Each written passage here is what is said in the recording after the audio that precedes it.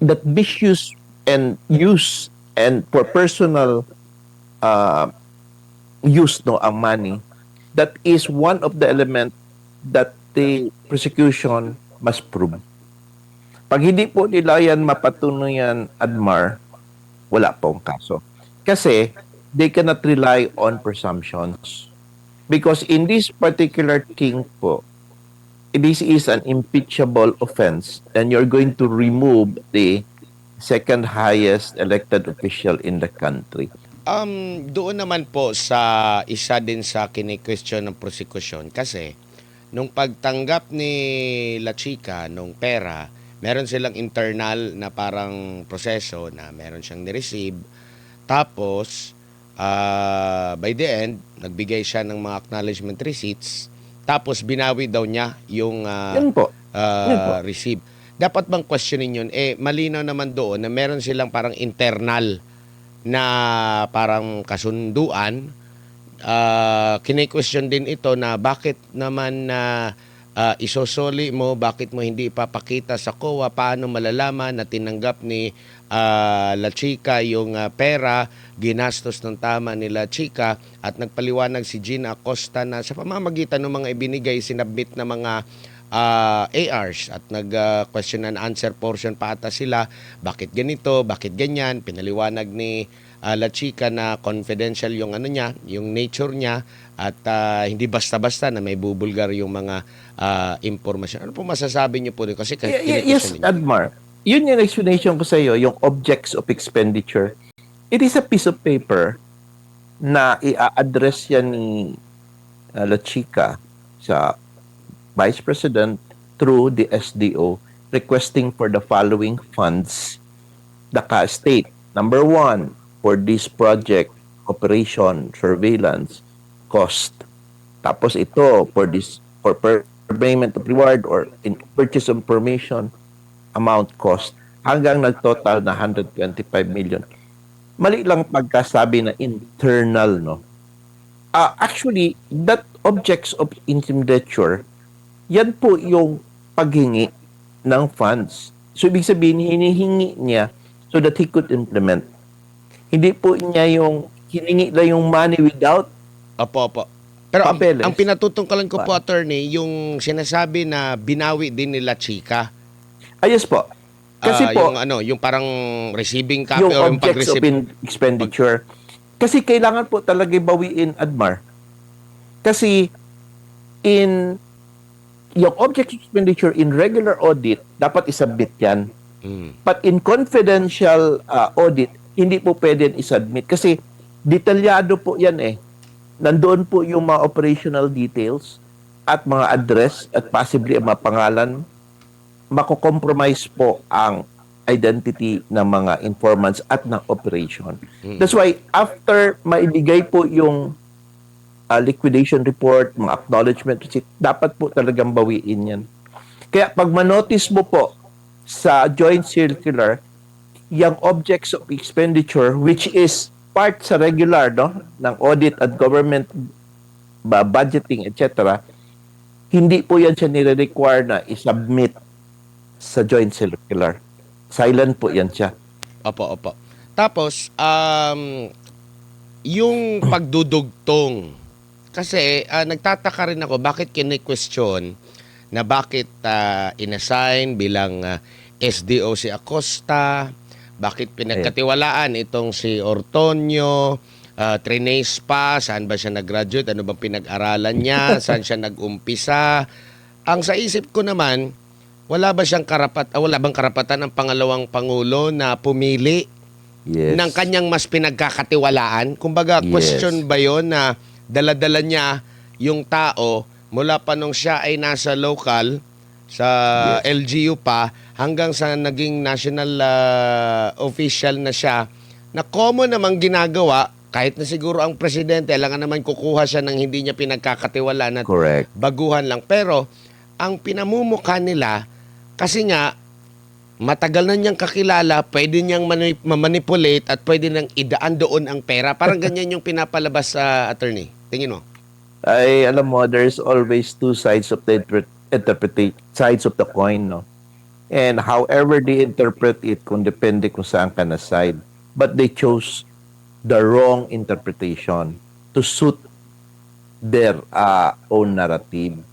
But the truth is that, tama po yun sa iyo, Sir Admar, that the relationship matters, no? That person, si Gina Acosta, has been working in Davao City for quite a long time. Never po yan nagkaroon ng integrity issue, ng credibility issue. And that woman is a trusted person. Eh bakit naman ako kukuha ng tao na hindi ko pagkatiwalaan? Tama po yun sa inyo. That's correct, no? That's basic. And parang ganyan din yung naging issue rin doon sa mga security ni BP Sara. Kasi yung mga security niya, way back nung naging mayor pa siya, kasi buhay yung pinag-uusapan, security yung uusapan. Kaya, Yes po.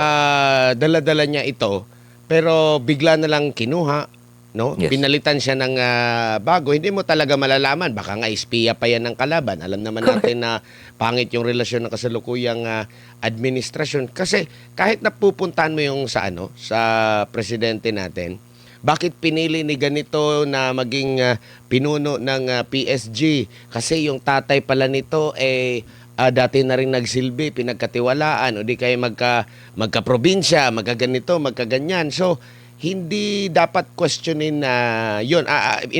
Binibigyan ko lang to ng emphasis din at Totoo yan, attorney. sir. Kasi baka nga akala iisipin ng taong bayan na nga, 'di ba dapat ganito ganyan. So yan po yung konteksto kumbaga, attorney. Tama po ba? Alam mo, Sir Admar, ewan ko kung pwede ko sabihin to, pero I've been meeting with BP Inday for quite a time, attending sa mga events and everything niya.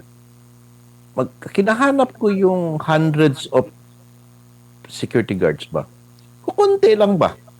Hindi siya, minsan nga binibilang ko hindi umabot ng 20 just to secure her.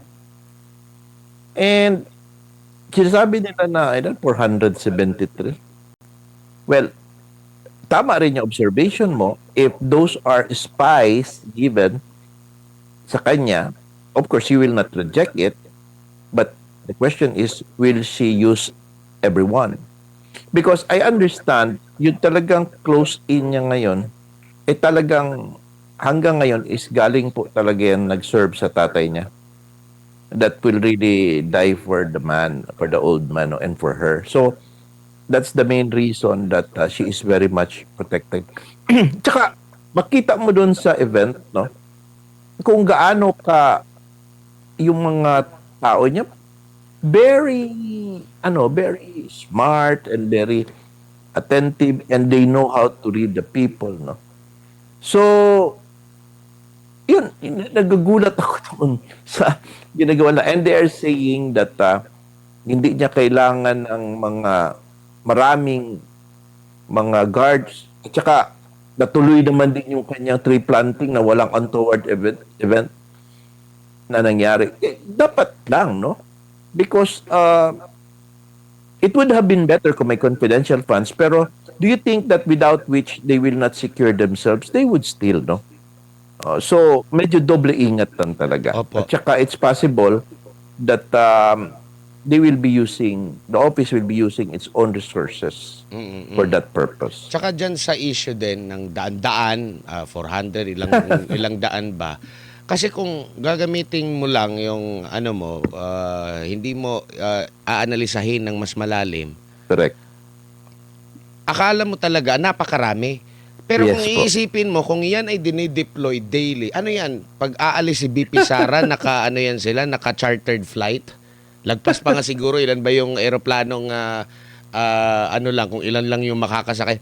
Chartered flight lagi, yung lipad ng pangalawang Pangulo. Ang alam ko dyan, by area, meron na yung naka-standby na Yes. i-deploy. Hindi yan, kung saan siya, naka-deploy din yung 400 na yan. Kasi biruin mo, kung galing siya dito ng Metro Manila, pupunta siya ng Visayas, isang buong eroplano, rerentahan niya para dalhin yung daan-daan. 'di ba? Pakainin pa niya? Yun nga yung ano, at least malaman ng ating mga kababayan na ganyan. Ang Hindi, ang, ganon. ang presidente nga libo-libo yung kanyang PSG, Correct. pero wala kang makikitang libo-libo rin Yes. na nagbantay doon sa area kahit sa panahon ni PRRD, 'di ba? Correct po. So, eto pa, next dito po sa Yes, pangyayari Mark. ngayon, ang kapansin-pansin din po, attorney, medyo tumatamlay ang panunood or parang interes ng taong bayan dito po, excuse me, sa impeachment, and kailangan nila, hindi ko alam kung hanggang kailan ba yung sinasabi nilang mga pasabog, lalo na sa side ng prosecution, kaya gumagamit Ay, na nako. siguro sila ng terminong scam at kung ano pa. Ano nakikita nyo po dito?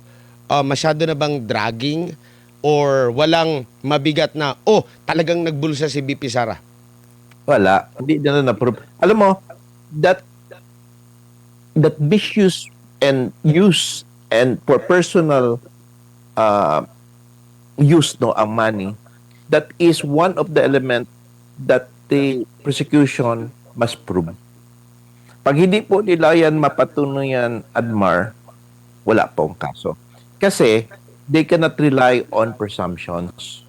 Because in this particular thing po, this is an impeachable offense and you're going to remove the second highest elected official in the country. So in the case of Duterte versus HOR, sabi ng Supreme Court, kailangan ang mga impeachable offense must comply with the rule on evidence na clear and convincing evidence that the acts committed are so culpable. Yan, na grabe talaga para ma-consider mo as impeachable offense. Pag ma-establish mo yan, pwede. Now, they have to prove that. And with respect to dun sinabi mong dragging, true. In fact, tingin ko nga, tayo na lang dalawa yata ang nanonood. Because, people that who are interested to watch are those who are trying to protect the narrative. Kasi if we will not continue doing that, the other party will keep their own narrative at gagawa sila ng optics to destroy the mind of the people against BP Inday Sara, and we will not allow that. But technically, if you will ask the people around, ang sinasabi nila, attorney, hindi na kami nanonood. Inaantay ko na lang yung interview mo, inaantay ko na lang yung podcast mo. Doon na lang kami nanonood. Yun nga yung ano ngayon. Pero suma total, tingin niyo po, attorney, itong Article 1 yata ito, Opo. basura na ito. Yes, Kasi kung mapapansin natin yung pagtatanong, parang wala pa rin silang matibay na ebidensya eh. Yes. Nahawak-hawak. Kasi parang nag-aano pa rin sila. Halimbawa, pag nagtatanong sila sa mga witness, sinasala pa rin nila at nag-aantay sila ng ganitong sagot. Tsamba, tsamba. Yun, di ba, mapapansin natin. Pero, Yes. kung ganun yung mayroon pang inaantay, ibig sabihin, wala pa talaga sila yung matibay, Wala. malinaw na katibayan na ibinulsa. Puro mga espekulasyon lang. I like the way you think talaga, Admar. That's why I kahit gabi na talagang pag sinabi na ikaw, antayin ko talaga ito. Kasi ganito mapansin mo pag kunyari meron silang feeling na mention, nagiging excited sila at atakehin nila yung question na yan, no? So, ibig sabihin po, nag-aantay po din sila ng timing na baka magkamali at gagabihin nilang narrative. Hindi po pwede yan, no? Because you would attack a person in that particular sense. Good po yan siya when it comes to defense. But for prosecution po, kailangan mo establish yan ng pangkalahatan. Lahat po ng elemento talagang nagko-connect. That is what we call clear and convincing evidence. Ang defense, all he has to do is to establish doubt and integrity. Ang credibility ng witness. The moment may establish yan, tapos na po lahat. So, tama po kayo. Basura. Sabi ko, next chapter na, next Opo. Siguro bilang panghuli, attorney, mensahe niyo na lang sa ating mga kababayan nagmamasid o magmamasid pa lang o nawalan ng gana. Ano ba ang iyong maipapayo na lang sa kanila, lalo na sa paghimay at sa Yes po. pagtimbang nila dito po sa mga usaping ganito po, attorney? Sa atin po, of course, sa mga nanonood at saka sa ating mga followers and friends natin, Admar, I would say that patuloy po tayong magpamatsyag at patuloy po nating i-keep yung fire to keep burning ba? Parating magliyab yan siya. And we have to protect BP Inday Sara. Now, remember, they are using rhetorics or optics. Ay mga scam, mga mastermind, modus operandi, yung mga things like that that would somehow pollute the mind of the ordinary people. Alam ko po maraming sa atin ang matatalino, but it is possible that they could reach those who are maybe naive or madali po baka ma-influence. And second, probably those who have no time to watch the impeachment proceedings dahil mas important pa si kanda magtrabaho para mabuhay. And baka yun po ang ma-distort ang mind nila, ma-pollute ang mind and memory nila. So, as I said, there are a few only na lang talaga na mga channels or podcasts that you would see. As we said, uh, our stand always, our advocacy, marami po tayo dito, is that our guide is truth and justice. When that is our guide, we will never go wrong.